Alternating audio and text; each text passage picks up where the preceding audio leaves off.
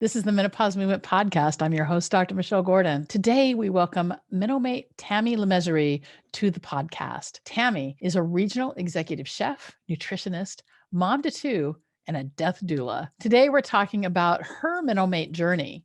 And during the podcast, we discussed what her life was like before she joined in the beta and the MENO system and became a MENO-Mate, the importance of community in menopause and in life, Tammy's biggest aha as a MENO-Mate, how stacking small changes can lead to what feels like a huge change, Tammy's relationship with grief and loss, and how the MENO-Mate way of thinking helped her to reframe it, the importance of visualization in life, and stay to the end to find out what a death doula is, how it works, how she works as a death doula, and why it's so important to her. And at the end of the episode, make sure you visit drmichellegordon.com/podcast, where you can find the show notes, plus the links to the books and resources mentioned in the episode.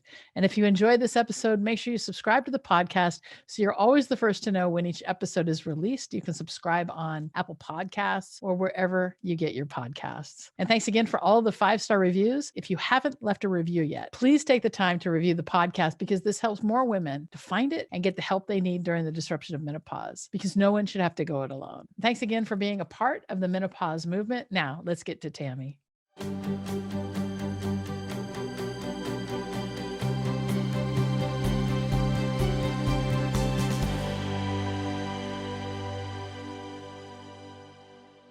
Tammy, welcome to the Menopause Movement podcast. I'm so glad you're here. So you're a MENO-Mate and you came through one of our beta courses, right? So I want to talk to you a little bit about what that beta course was like for you. What brought you into it, and then what changed for you? What brought me into it, I happened to see it on Facebook. I saw one of your ads with your beautiful smile, and I was intrigued because at the time I was going through the hot flashes, mood swings, headaches. I had a lot of other things going on, and I was trying to define what was causing what. Right. I have 2 types of arthritis, and I also have fibromyalgia. So it's been a long haul trying to figure out, why do I feel the way I am? Why do I hurt the way I am? Why do I think the way I do?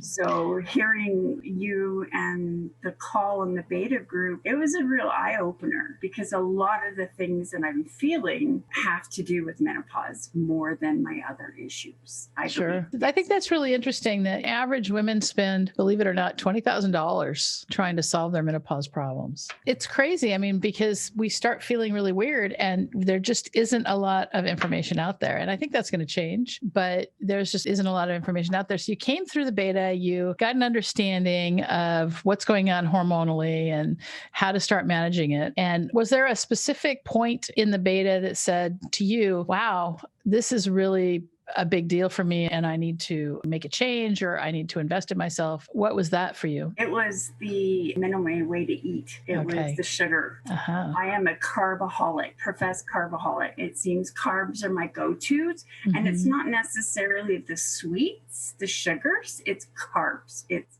mashed potatoes, it's pasta. I am a chef. I have to eat for my job. But what it was doing to me, until I actually cut it back and stopped the sugar, I had no idea how it was actually affecting me. So I wasn't sleeping. Yeah. And so now you're sleeping better and you've made some changes. And I think that's great. I think one thing I'd like to talk to you about is, like, let's say before you decided to join in as a MENO-Mate, right? So you came through the beta, and what was your biggest skepticism before you actually chose to sign up? All of it, actually. It was the buy-in, because like most other women, I have a male doctor who is wonderful. For me, he's gotten me further along than any other male doctor that I have had. He listens to me and he investigates. So I'm thankful that way, but he still doesn't know everything. No doctor does. That's the issue, right? Well, totally. So it was all about, okay, is it really me? Is it me? Or is it external factors affecting me, right? So that was the whole challenge, to find out what it is. I have fibromyalgia. That just widens my pain broadband. Like, I hurt all the time. People keep asking me on a scale of 1 to 10, and I say 15, because I've suffered in pain for so long that what's 10 to most people is a 5 to me. Right? But what's making it there? And since cutting out the sugars, and the refined oils, I do have to say that it has really brought it down. I'm still in pain. It's different. It's more specific. Yeah. So you made some changes and your life is a little better, or a lot better, it sounds like. I'm still trying to, what? In that aspect. Yeah. So, but I'm still trying to understand, like, did you have before you decided to buy into the program, did you have was there like, I don't know if this is right for me, any questions about, so you came through the beta program and you knew that you just had to continue. I did. I'm a very open person about listening to my body, listening to my spirit, and I knew something was going on. I knew menopause had a lot to do with it. I had a hard time getting to menopause, the hot flashes for 10 years, but then I still had regular periods, and then they would go on and off for 18 months, and then they'd stop for 11, and I'd get one that would last 2 months. Was just hormonally, it was bad.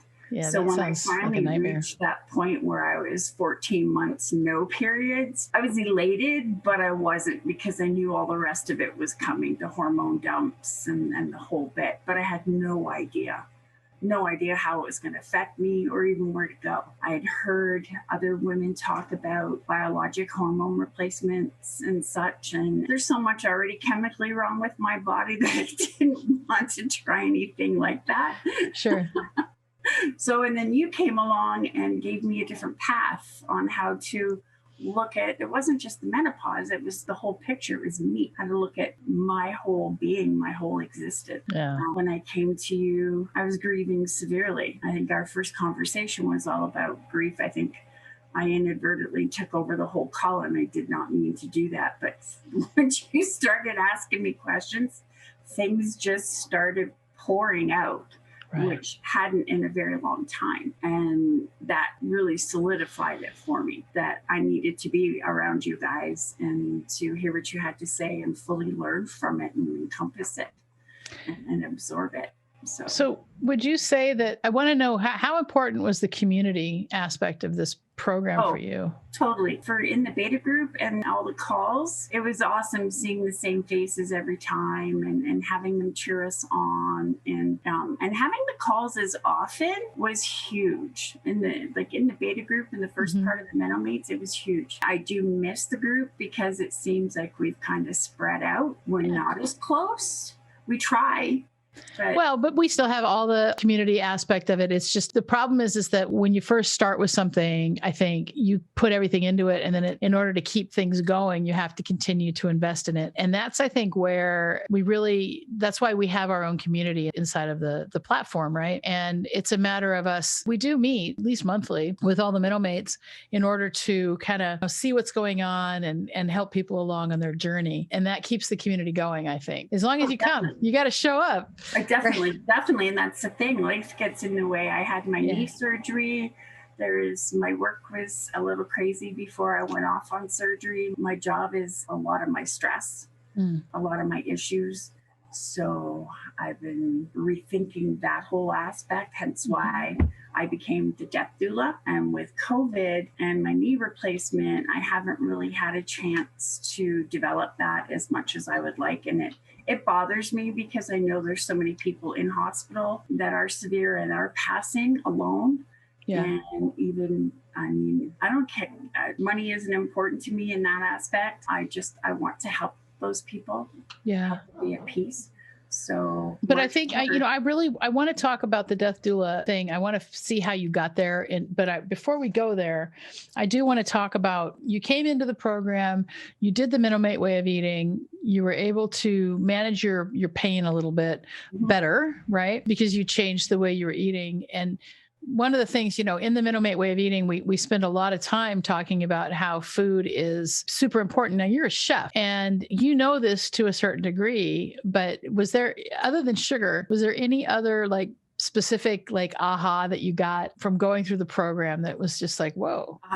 Definitely. My aha was, oh, look, you do have to eat 3 times a day.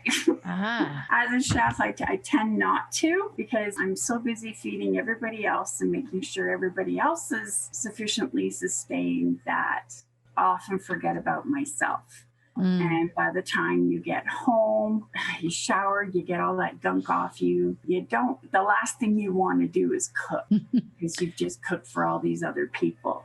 I'm not a morning person. So breakfast, I'm more European where I would go for the rye bread and the salami rather than an egg type of thing. I have learned to do yogurt, granola, and fresh fruit in the mornings. So that has been my godsend. Or I'll have a slice of ancient grain toast just to tide me over. With my medications, I have to eat something. So, and I am making sure that I'm eating more sufficiently. And I mean, I'm the worst one. I'm telling everybody else how they should manage their bodies.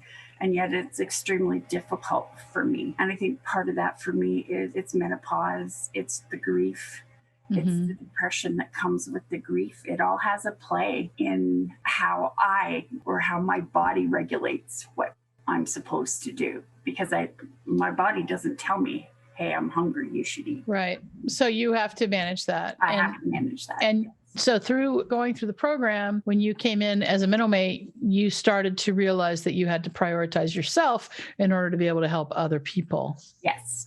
And I think that's really great. Any other ways that you've changed because of joining as a MENO-Mate? I've been able to open myself up and talk about past, my grief, my stress, whereas I used to hold it all in before. Until recently, I live with my daughter and her family. And just prior to my surgery, they moved to Brandon, Alberta, which is about a 10, 12-hour drive away. My youngest lives in Victoria Island, which is a plane away. That's on the other side of the country, isn't it? Yeah, I'm kind of in the middle of both of them. So, and my father lives in Quebec, which is way on the other side. So we're completely spread out. So for the first time in a very long time, I am completely by myself here. So I have to rely on myself a lot more. Sure. And I've noticed that some of those old habits of not wanting to eat and such is starting to try to creep back, because it is just me. There's nobody here that I have to worry about, or nobody here cheering me on saying, okay, come on, let's go. We got to do this. So that's why you have the community. Yes. And to help you. I've been doing good. I made up my mind. I've had complications with my knee surgery. Sciatic was activated. I have severe degeneration from L4 to S1. And by the looks of it, within the next 5 years, I probably will need to have it fused. Yeah. That doesn't sound like fun. No, yesterday, I had dry needling done to see if that was going to help. What's that? Dry needling is kind of like acupuncture, except it's the same needles, but they don't go by meridians. They actually go by muscle and joints. I see. So a question I have for you is, since you came in as a MENO-Mate, have you noticed a decrease in your medications for fibromyalgia or psoriatic arthritis or osteoarthritis? Not yet. You haven't? Not yet. Okay. I am working on it with my doctor. It's severe. If I miss a dose, I have repercussions in my joints, in my skin. The methotrexate doesn't work well enough on its own, which is why we added the Otezla to it, or I never remember what the other name is. And if we find, my goal is to come off the methotrexate because it's debilitating in other areas. But to do that, I would need a biologic or a biosimilar. I know there's sorry, I didn't mean to cut you off. The risks, go ahead. The risks, they're a lot more severe than the medication that I'm on now. I mean, biologics are tough. You had a lot of intangible positives happen to your life as a result of joining the MENO system. One thing I like to say is it's not a weight loss program, but people lose weight, right? Not everyone will lose weight. And it's not a relationship course, but people's relationships improve a lot because women start to understand more about how our outlook manages everything, right? With you, you haven't lost weight, you haven't really gone off your meds, but you do say that you had you say that you have really great experience with the program and you've had a transformation, right? Oh, totally. Yeah. And so I want to try and get down to the bottom of really what changed the most. Was it the relationship with yourself? Was it your self-acceptance? Was it your ability to love yourself more? What do you see as the biggest change for you? Totally the accepting myself. Okay. And it is okay to love myself. Wow. And I'm allowed to feel the pain that I feel, because so many people, it's, you don't look sick. You don't look like you have all that going on. Why aren't you happy, chipper, blah, blah, blah. And it's finally time where, you know what? I am this sick. I have been able to ask for help, whereas before I wasn't. Okay. I would just muddle through. I think differently. I still think of other people first, but if something's going on with me, I'm not afraid to say, look, I can't do this today. I'm not in that place. Yeah, I love that, because you say you're allowed to feel. And one thing that happens in this culture that we're in, what people call toxic positivity, where you're supposed to always feel positive, but sometimes you have to feel grief. Sometimes you have to feel sad. And, you had something really difficult happen in your life. You don't have to share that, but it was enough to cause you, years of grief, and to finally be able to say, I can feel it. I can feel that grief, and it's okay to feel it. And I think when it comes to grief, especially, I think it's so important for us to feel our grief, but also not own it as if we're responsible. Oh, totally. Totally. Yeah. My grief started years ago. So we actually just celebrated the 9th anniversary of my grandson's death, which is where it started. I'm sorry. I suffered grief before. I've lost my mother. I've lost aunts and uncles. But even my son, my grandson, that was my daughter's child, right? That we put our grandchildren on pedestals. Yeah. It was extremely difficult. And then when my best friend, my comrade in arms, suddenly was taken from me 6 years ago, I think I took the relationship for granted, and until his death, did not realize how much of an impact he had on my life and who I was. And that was devastating. And not to be able to say goodbye and to know that he died alone, that was holding that in. I held that in until that first call with you guys, because it just seemed my family didn't see him, or my friends. It was just like, oh, you'll get over it. Right. If I'm hearing you correctly, you're saying that coming into this world, you were able to finally accept and move past some really serious grief. And Yes. And again, the program is not about grief counseling, and it's just a way of looking at life differently. Totally. So changing your perspective to understand that you have a lot of power in your life. Oh, exactly. And I mean, understanding menopause and how those hormones affect our body and affect our thinking, in effect, rewire ourselves with the program, with the different thinking and the different doing of things. It opens up possibilities that we ourselves never even think of. Yeah, I love that. Yeah. The group comes in because everybody brings something different to it. And you have those ahas where I thought of it that way. That's awesome, because then it allows you to think of different possibilities.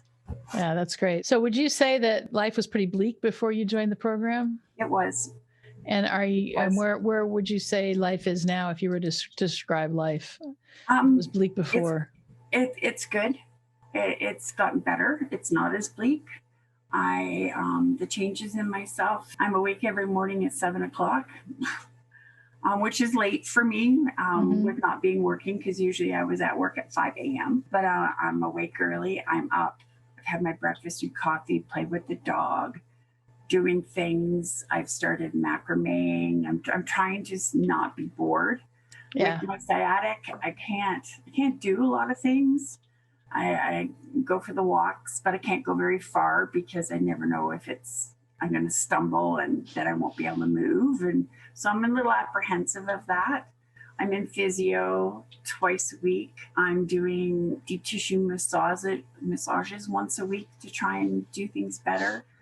Previously, I was coming home from work and I'd sit on my couch and I would fall asleep, and I would sleep the whole afternoon.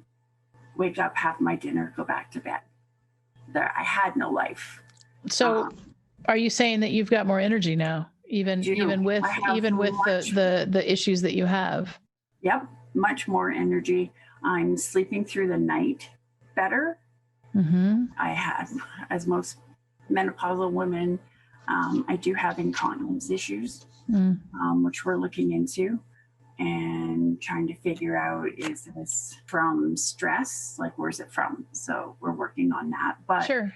I am sleeping through the night. Okay. And that, I mean, that's huge, right? So you've got more energy, you've got improved sleep just by making a couple of tweaks that, yes. That, I mean, I have, may seem really big on the outside, but really with support, they're not that hard. No. Yeah. So if somebody were sitting on the fence, just trying to decide whether to join in as a MENO-Mate, what would you say to them? Do it. Jump in, because you're going to feel better about yourself and better about menopause, period. That it's not the death sentence to being a woman that we tend to think that it is, that life is over. Right. Yeah. Well, that's almost like, we talk about the patriarchy a lot, and, the fact that menopause hasn't really been studied as much as we would have, if men got this, it wouldn't be what it is. Right. Right. And that kind of goes back to the fact that the world revolves around men. And there's not a whole hell of a lot we can do about that, but it just does. What I'd like to know is, you've had 3 career change, right? You're an executive chef. We talked about that. You're a nutritionist, right? And that's Good Choose Nutrition. Is that your business? Yes. Okay. And so do you do individualized nutrition, or? I do. Okay. Wow. I teach it as well. I do it constantly. Somebody asks me a question, boom, I have the answers for them, or I offer, come see me. We can sit down, do a diary, figure out what's going on. I love that. And would you say that through menopause, you've done some reinvention of who you are? Yes. Yeah. So I think, at least for me in my menopause, I had this kind of, as menopause approached, I had this kind of what I like to call an existential crisis, maybe, where I went from an atheist to a spiritualist. I was like, well, what's my legacy going to be? And how am I going to help people? And it's not like I didn't have a high impact job. I mean, I'm a surgeon by training, right? It isn't like I didn't save lives for a living, but I just didn't find that challenging or fulfilling anymore. And, if you're listening to this podcast or watching it on YouTube, whatever, and you hear me say that, oh, I wish I was a surgeon. There comes a point in our lives, and maybe you can relate to this, where you do something for so long and you train for 15 years to be a surgeon. And it took me about another 7 to get really, really good at it. And then it just stopped being challenging. There just wasn't a whole hell of a lot I could do that was like, okay. And then with it being so high stakes, it was a little stressy, I guess I could say. And I was like, I need a new challenge. And then, of course, menopause hit me, and I was like, holy crap, what is going on? And why can't I find any help? And then, here we are, and we've got the Menopause Movement, we got the MENO system. And this is all because I, as a doctor, couldn't find the help that I needed. Right. And we're here to help as many women as we can get in and kind of discover that suffering is optional. And would you say that you're suffering less now that you've come through the program? Yes, much less. Much less. I realize I'm not alone. I have a lot of sisters out there who are willing to help. Anything we need to talk about, we're there for each other. Some days are easier than others, but definitely a lot less. It's been, I feel like I've woken up, and that they're being 58 this year is not so bad. I tend to keep thinking of when I was younger, and I would look at adults and see somebody at my age back in 1969, 70, a 58-year-old person looked like 85 now. Yeah. They really did. Yeah, we're definitely living longer. We are. At the same time, when my dad was in his 50s, I would say, he was really active, and I thought he was old. And now here I am, I'm in my 50s, and I'm like, I'm really active, and I'm definitely not old. I mean, my brain, feels young. So that's really important. I think as we age, we start to look at, I feel like that same 18-year-old, maybe without some of the impulse problems, but the body doesn't want to do the same thing. And or I'll do things that I could have done.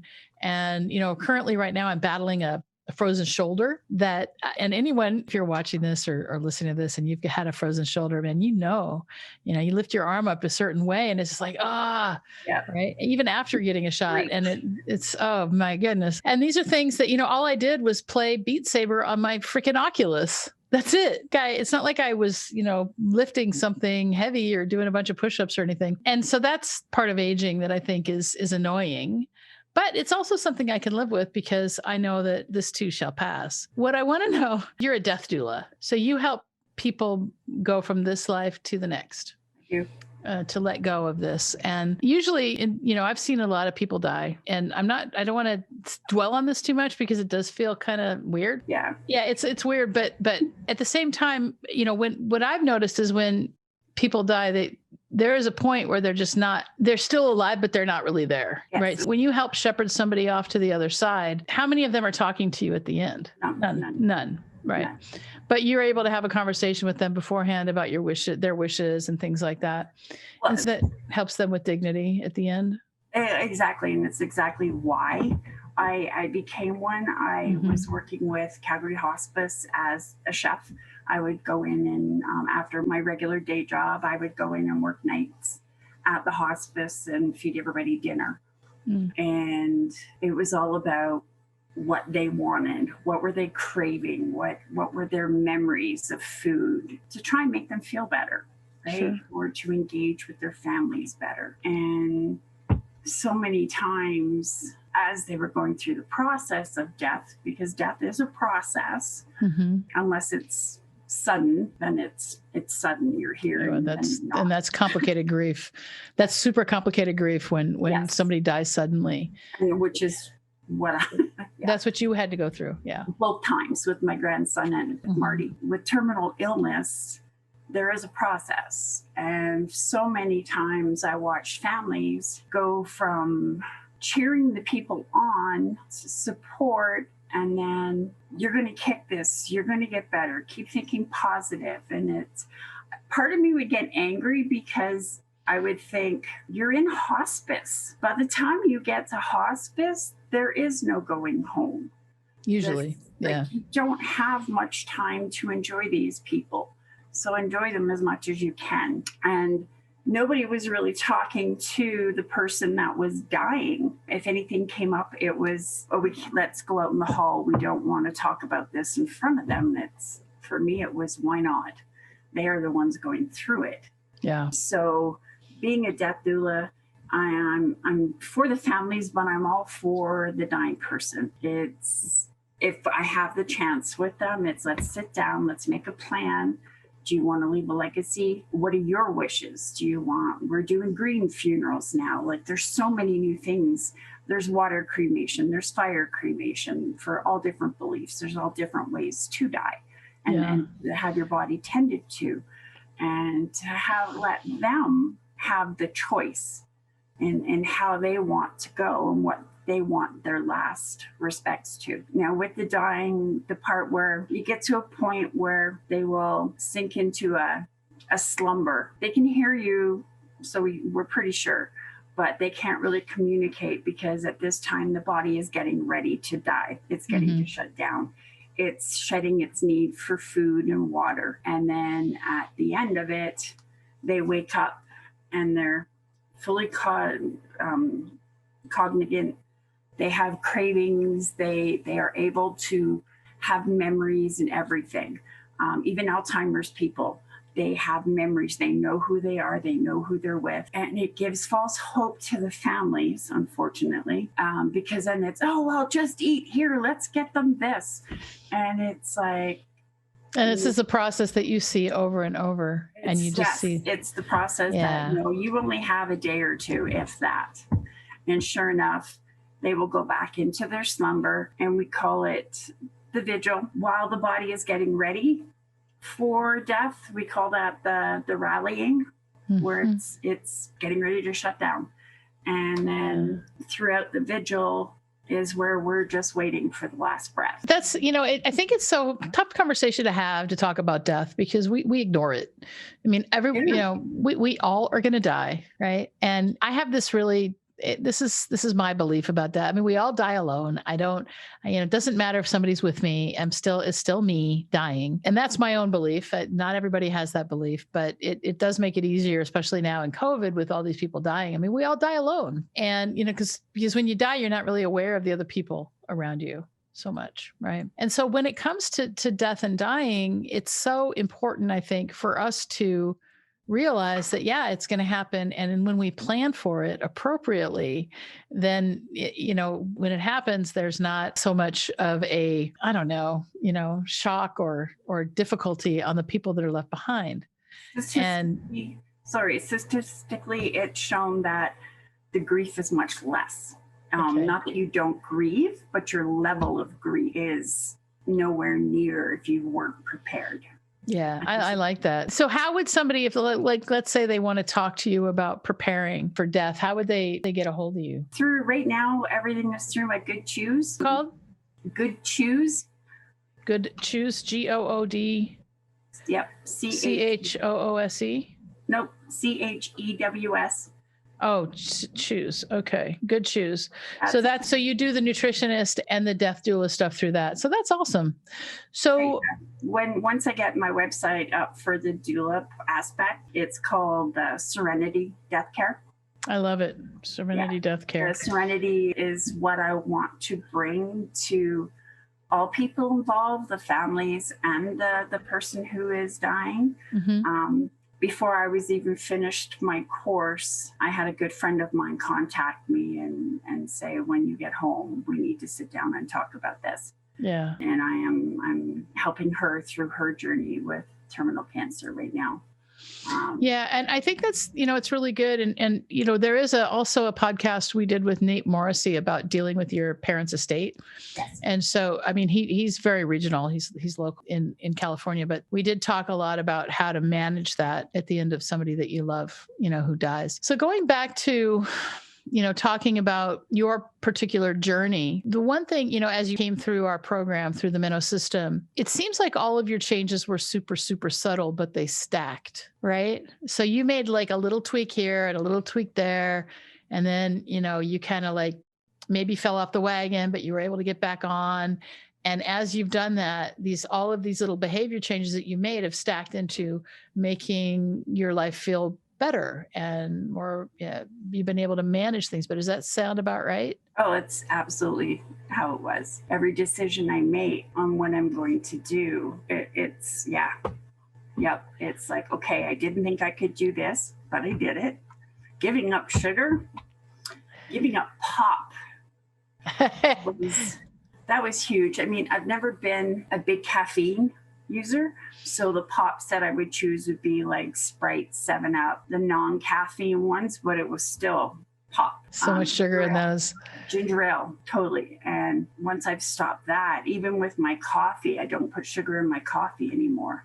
I'm still using cream, but that's the only dairy that I generally have. So it's just those little things. It's huge. Yeah. So, what I notice is when I'm off sugar and I eat something like a spaghetti squash, it's so sweet. Yes. Yeah. You totally notice. Yeah. It's really interesting. Everything else.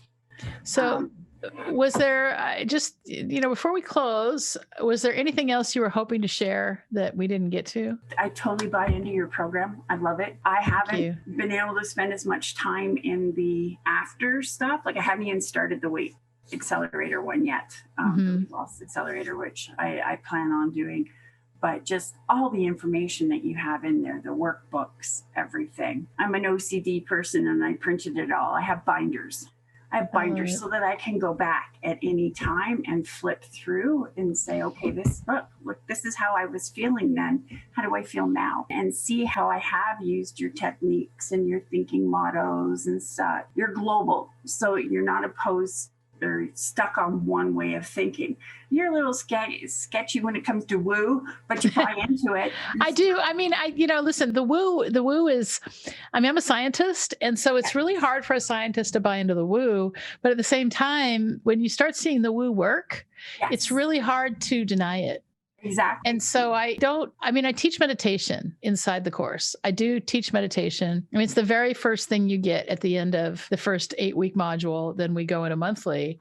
Mm-hmm. And that's the first thing we teach is how to meditate, because meditation changed my life. And I'm like, this is not that hard. Let's start doing it. It's just really crazy how a couple of little teeny tweaks can have such a lasting major impact. And that's what I found as I developed the program. And that's what I found as I've taught the program. And, what took me 6 years to get through now takes my students 8 to 12 weeks. And then, a little bit longer. And that's the beauty of following somebody who's actually been through it. Yes. Right. That's why we want to model people who've been through stuff. You're still open to the new things that come up. You're always learning. That's what I love. We're always learning. Yeah. All your books, I've read quite a few of the books that you've suggested. Autobiography of a Yogi was just mind-blowing. That's a great book. That book changed my life. It's the biggest woo out there for a scientist. It's pretty metaphysical. Yeah, that book particularly. It is. The power, I totally buy into that. Yeah. I wouldn't be where I am today without it, because I have everything that I have visualized. I have gotten in some way or other. That's really interesting. You talk about visualization. So the importance of visualization is so interesting. In transformational mindset shifting, which is one of the podcasts that we have early on with Lindsay Durant, we talk about how everything comes from a thought, right? So it isn't like, I've got this lumen thing, okay? And this is not necessarily I haven't decided whether I like it or not, but what it tells you is you breathe into it, you're like, right? You breathe into this thing and it tells you whether you're burning fat or carbs. Oh, and that's just information, right? Mm-hmm. This is not necessarily an endorsement. I'm just talking about it, but this came from someone's mind. This came as a thought first, and then they started to visualize it, and then they started to iterate and made things happen. And every time, I remember when I wanted to be a surgeon so bad, and people would say to me, and I was a medical student, or I was a medical student. And people said, well, what do you do? I said, well, I'm a surgeon. And I had just made the decision. I was a medical student before I was a medical student. I was a surgeon before I was a surgeon. And it's just really interesting, because at the end of the day, we have to be the thing that we want to be. And I like to say, I say this in our coaching calls all the time, like, if you want to be the person who is able to drop 100 pounds, and you got to start doing the things that person does today. And when you start to do those things, then it's going to catch up, because it's like habit stacking. So yeah, totally. I actually a couple weekends ago rewatched the movie The Secret. I hit a bump, and even having all of these wonderful questions that I was waking up asking myself, like, why am I so healthy? Why am I so wealthy? Why am I so fit? With the pain that I endure, it does overshadow some days. And when I wake up, it's an automatic, why am I in so much pain? Why can't I get any relief? And it's really interesting how quickly those things can take over. Yeah. Doesn't matter how much work you've done up until that time, it just takes that 1 or 2 days.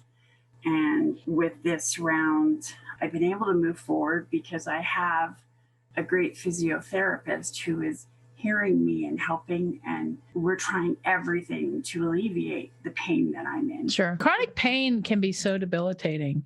And while we have to manage our thoughts, it's hard as a doctor, because I never really experienced chronic pain. I've got this shoulder issue, but it's nothing like what people with chronic pain have. And I don't understand it. And I don't think I'm alone in the medical community, because people think that chronic pain people are kind of like malingering and that sort of thing. And all anyone wants to do is feel better. That's why we do anything. That's why addicts use drugs. That's why people drink. That's why people smoke. It's because we just want to feel better. It's the eternal search for happiness. Yeah. Well, happiness. Where does happiness come from? Right. Yeah. Yep. Happiness is truly a choice. Your program that's helped me look at things and realize I'm okay where I am. Like, I love that. I'm okay. Like, yes, there's things to work on, but it's not a bad place to be in. It's the hormones. Yep. We've got ways to alleviate that. We just have to do that. Like you said, that forward thinking, being that person first. I'm trying, but obviously the sciatic has got me at a disadvantage right now because I can't be that person physically. I can't do it. Yeah. But that doesn't mean it's not like you're not trying, you're working with a physiotherapist and that sort of thing. And so I'm still able to think forward and do that. Yeah. And what I love is that you said that self-acceptance piece is that when you came through the MENO system, that is what, changed the most for you was self-acceptance. And I mean, that's not going to be the same for everyone. And, everyone's going to kind of have a different take on the program. And some people are going to be able to drop a lot of weight. And some people are going to, have improved relationships with their families. But at the end of the day, the whole reason that we built the program was to kind of transcend the symptoms of menopause so that we can become our best selves now. Yes. Prior to your program, I didn't think I deserved peace. So that's been huge. Like the amount of support you've given me and the other ladies, it's huge. It's really huge. And to know that they feel the same way has been a benefit as well. That, okay, I'm not alone. This isn't a one-off. Or right. I said, where do the thoughts come from? Like it gets into all kinds of stuff. Totally. Yeah. Totally. Voices come from somewhere. Where do they come from? Right? Does that voice in my head sound like me? No. We're the observer of our thoughts. Let's not forget that. That's who we are. Totally. But being able to just finding that out that, I deserve to like myself, love myself. Yeah. I'm happy. I'm trying. You deserve it. That's good. I'm content. Where I am right now, I'm content. With the careers, it's in process. I don't mind doing all three. When I started with the nutrition, it was, and I just got that degree 2-3 years ago now. It was because I know I have debilitating arthritis. At some point, I am going to lose my joints, whether it be my hands or my feet. So that's going to make me rethink cooking because I can't stand for long periods of time. Yeah. And then I started working with hospice after my grandson died. So it took a long time to build up to become the doula. Yeah. I want to say, you say that you deserve it. And I think that, when it comes to investing in ourselves, sometimes we don't think we deserve it. And I think, did you think that too? When you thought about, whether you were going to invest in the program, whether you really deserved it? Oh, totally. And did the money back guarantee play any role in your ability to invest? Honestly, it did. It really did. But then after, like I said, after that first call and the way that first call made me feel, wasn't an issue after that. That's great. I've always felt it's money well spent. I'm so glad to hear that. Oh, totally. I wouldn't be here if I didn't think that. Yeah, that's awesome. And like I said, the support is so much worth it. The lessons. You ask such great questions of us. Like when we can mention something in passing and the light bulb goes off with you and you're, wait a minute, let's get back to this. And you dig what makes you think. You give us that other option of how to feel differently or how to see things differently. It's huge. I love that. It's huge the way you are able to open up for us. Well, thank you. Thanks so much. And thanks for being a part of the Menopause Movement today. I really do appreciate you. Oh, thank you. I totally love you. I would feel lost if I didn't have the opportunity, even though the last couple of months I haven't been able to be there. I've popped in when I can. Yeah. And I feel so good that day. I'm so glad you're back and am happy to have you as part of the Menopause Movement. Well, thank you. Did you know that menopause is not a medical condition? Most doctors don't know this either. I like to say that menopause is the privilege of a long life. And to really take hold of our lives in menopause, we have to unlearn what society and the medical establishment has told us about menopause. This is why I've created this brand new course called Understanding Your Hormones and Managing Your Menopause. I want to show you how you can get on top of your menopause right now so that you can start to see it as the best time of your life. Now, this course is valued at $500 and is in the beta testing phase. And we're currently accepting applications for women to test it out for us at no charge in exchange for feedback and testimonials. But the best part is, because you're a podcast listener, you can bypass the application process and go straight to the front of the line. To register right now, simply visit menopausemovement.com/hormones, and we can get started together right now. Remember, you can get started right now at no charge to you in exchange for feedback and testimonials when you go to menopausemovement.com/hormones. And I'll see you inside the course. Thanks so much for being a part of the Menopause Movement.